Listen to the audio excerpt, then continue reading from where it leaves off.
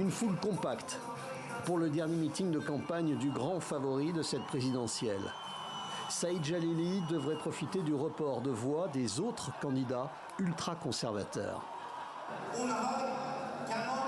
Notre rival affirme que nous avons des problèmes économiques et que tout est cher.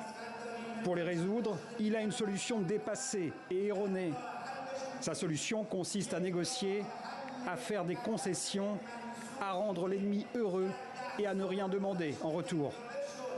Le rival en question, le réformiste Massoud Pezeshkian, hier soir, a jeté ses dernières forces dans ce stade de Téhéran. Qui a amené la situation de la société à un point tel que nous voyons un jeune dans les rues qui pleure parce que sa vie ne va pas bien. Nous sommes coupables.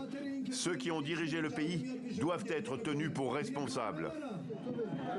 La grande inconnue reste la participation. Elle fut très faible lors du premier tour.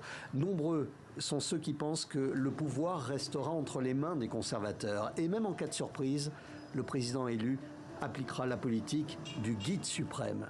Il y a quelques heures, ce dernier a confié son interprétation concernant cette désaffection dans les urnes. Si quelqu'un imagine que ceux qui ont évité de voter l'ont fait parce qu'ils étaient contre le système en place, il se trompe lourdement. Non, si quelqu'un ne vote pas, c'est qu'il peut avoir des problèmes, des tracas, du travail, ou ne pas avoir envie de voter. Peut-être qu'il n'a pas le temps. Il y a toutes sortes d'obstacles sur son chemin. Avec le sentiment de contribuer à la vie politique, ou pas, malgré les obstacles sur leur chemin ce vendredi, des Iraniens se déplaceront dans les bureaux de vote.